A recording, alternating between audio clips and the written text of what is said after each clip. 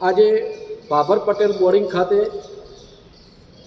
બનાસ ડેરીના ડિરેક્ટર અને આ આદર્શ સંકુલના એટલે પટેલ બોરિંગના ટ્રસ્ટી મૂળજીભાઈ ચૌધરીની દુઃખદ અવસાનને આજે શોક સભા રાખેલ, જેની અંદર સમાજના પ્રમુખ રમેશભાઈ ચૌધરી, સંકુલના પ્રમુખ રજનીશભાઈ ચૌધરી સહિત ગંગારામબા, રતનસિંહબા, મોહમ્મદબા અને સમાજના આગેવાનો મોટી સંખ્યામાં અહીં કને ઉપસ્થિત રહ્યા અને શ્રદ્ધાંજલિ પાઠવી. ત્યારે મારે કહેવું છે કે મૂળજીભાઈના જીવન ચરિત્ર વિશે બે ચાર હું વાતો કરું છું, જે તમે મિત્રો સાંભળો. મૂળજીભાઈ એક આગવું સ્થાન ધરાવતા વ્યક્તિ હતા, જેમને સાચું કહેવાની ટેવ હતી. મૂળજીભાઈની વાત કરો તો મારે ભાભરમાં, હું કાયમી ભાભરમાં રિપોર્ટર તરીકે કાયમી કામ કરેલું, એટલે મારે ભાભરમાં અવારનવાર આવવાનું. તેમની માર્કેટ યાર્ડની અંદર ભેટી તો મૂળજીભાઈ ત્યાંથી ચાલતા ચાલતા આવતા હોય, એટલે હું ભાળું, એટલે મને મનમાં એમ થાય કે મૂળજીભાઈ ચાલતા આવે છે, ચલો હું એમને મૂકી આવું. તો બાઇક ઊભું રાખીને કહું કે મૂળજીભાઈ તમે ચાલતા ચાલતા આવો છો તો ચલો હું તમને મૂકી દઉં. કે ના, મને કે તું બાબુ ચિંતા ના કર, તું ઘણી બધી ચિંતા કરે, મને ચાલવા દે, મારે ચાલવાની કાયમી ટેવ છે, એટલે હું ચાલીશ. તો પણ હું તો અઠવાડિયું થાય એટલે ફેર વખત બાઇક ઊભું રાખું તો વળે મને કેમ કે તું હેરાન ના થાય, મને ચાલવા દે. આવી રીતે એમની સાથે ઘણી વખત મુલાકાત થતી, ઘણી વખત એમને માર્કેટ યાર્ડે હું જતો હતો, ઘણી વખત બેહતો હતો કે ચા બીજો પીંદા. આવી રીતે એમનો આવકારો અને મને ઘણો બધો સપોર્ટ પણ એમનો હતો. ત્યારે મૂળજીભાઈના જીવન ચરિત્રમાં જો એમના ઓછું જીવ્યા પણ સારું જીવ્યા ને, એ એમની જે સમગ્ર વિસ્તારમાં જ્યારે તેમનું અવસાન થયું ત્યારે જે દુઃખની લાગણી ફેલાઈ, અને જે મેં જોયું એ પ્રમાણે મૂળજીભાઈને એક લોકપ્રિય વ્યક્તિ તરીકે મૂળજીભાઈ ઓળખાતા હતા.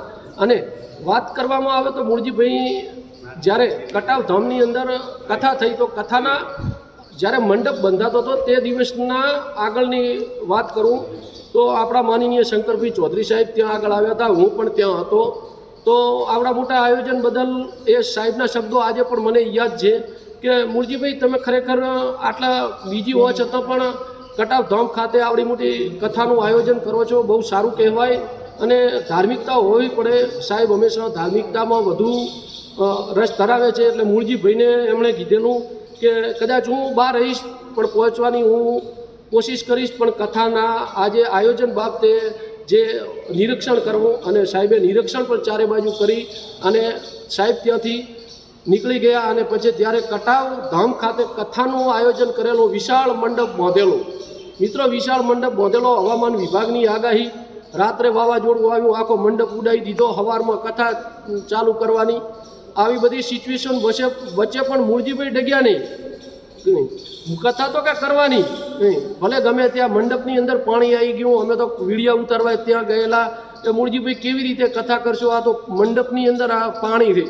તો કે ના, કથા તો ચાલુ કરવી એટલે કરવી. આટલા ઉત્સાહી એ કથા બાબતે હતા. જયરામદાસ બાપુના સાનિધ્યમાં જે કથા કરવામાં આવી હતી. અને બીજે દિવસે ચાલુ વરસાદની અંદર અમે પત્રકાર મિત્રો પણ કવરેજમાં હતા. ચાલુ વરસાદમાં પણ મૂળજીભાઈ એટલા ઉત્સાહમાં હતા, અને જે વરઘોડું પોથી યાત્રા નીકળી અને કથા શરૂ કરી, અને કથા 7 દિવસ સુધી સતત ચાલી. એક આવા વ્યક્તિ જે, અને આમાં આ કથા ચાલી તેમાં જામાભાઈ પણ ખડે પગે ઊભા રહ્યા. જામાભાઈ ધ્રેચણા સરપંચ, તેમની પણ એમાં સારામાં સારી કામગીરી છે. દેવજીબા પણ ત્યાં હાજર હતા. સતત પણ મૂળજીભાઈની વાત અલગ છે. આજે અમારી સમાજનો એક મોટી ખોટ પડી, એક સારા વ્યક્તિની જરૂર હતી, જેની આજે અમને ખોટ પડી. મૂળજીભાઈ ઓછું જીવ્યા પણ સારું જીવ્યા. અને વાત કરવામાં આવે તો ભાભરની અંદર વેપારી મિત્રો પણ મૂળજીભાઈને પૂછે કે મૂળજીભાઈ આપણે આ માર્કેટ યાર્ડનું કોઈ કામ છે તો શું કરશું. આ મૂળજીભાઈને સામેથી આટલા મોટા વેપારીઓ છતાં એમના સલાહ લેવા માટે આવતા હતા. એક વખત માર્કેટ યાર્ડની અંદર મારવાડી મજૂરો કામ કરે અને મજૂરોએ હડતાલ કરી કે ભાઈ અમારો વેતન વધારો, તમે મજૂરી વધારો તો અમે કામ કરીશું, નહીંતર નહીં કરીશું. તો વેપારી મૂળજીભાઈ પાસે ગયા કે આ તો કામ આ લોકોએ બંધ કરી દીધું, તો હવે આપણે શું કરીશું. મૂળજીભાઈ કે એ રસ્તો નીકળી જશે. અને મૂળજીભાઈ અહીંયા તમામ મારવાડીને બોલાવી અને એમની સમજાવટ, અને બીજે 1 કલાકની સમજાવટમાં પાછા એ લોકો મજૂરી કામ કરવા માંડ્યા. જ્યારે મેં માર્કેટ યાર્ડની અંદર ઓટો માર્યો તો આજે મારવાડી લોકો જે મજૂર છે એ પણ બહુ દુઃખી હતા કે ખરેખર અમને તો માન્યમાં પણ નથી આવતું કે મૂળજીભાઈનો સ્વર્ગવાસ થયો. આજે એમની શોક સભા રાખેલી ભાભર ખાતે પણ અમારી પટેલ બોર્ડિંગ ખાતે જે શોક સભા રાખેલી, આજે અમારી સમાજના જે આગેવાનો છે તે પણ આવેલા. અને આજે મૂળજીભાઈ એક સારા વ્યક્તિ હતા, સાચા બોલા વ્યક્તિ હતા. ત્યારે ઓછું જીવ્યા છે પણ સારું જીવ્યા છે. અને બીજી વાત કે અત્યારે એમના ઘર ઉપર એટલે કે એમના પરિવાર ઉપર અણધારી આફત આવેલી. આ એક અણધારી આફત આવેલી અને એ આફતમાં દુઃખ સહન કરવાની ભગવાન તેમને શક્તિ આપે. જે દિવસે મૂળજીભાઈ રવિવારનો દિવસ હતો, અમને ખબર હતી કે સાહેબની ભારત વિકાસ પરિષદની મિટિંગ છે, શંકરભાઈ ચૌધરી સાહેબ આવવાના છે, તો મૂળજીભાઈ પણ ત્યાં આવવાના હતા. પરંતુ અમને જ્યારે સમાચાર, હું ઘરથી નીકળતો હતો નડાબેટ જવા માટે, નડાબેટ મિટિંગ હતી સાહેબની, અને નડાબેટ જવા માટે હું નીકળતો હતો અને અચાનક મૂળજીભાઈના નિધનના સમાચાર મળતા હું પણ હતપ્રત થઈ ગયેલો અને મને બહુ દુઃખ લાગેલું. હું એ ત્યાંથી પછી મેં દવાનું મોડી વાળ્યું અને ખરેખર અમારી સમાજને એક મોટી ખોટ પડી છે. અને એમના પરિવાર ઉપર આ અણધારી આવી પડેલી આફતમાં ભગવાન દુઃખ સહન કરવાની શક્તિ આપે અને પરમ કૃપાળુ પરમાત્મા એમના આત્માને ખૂબ શાંતિ આપે. ઓમ શાંતિ.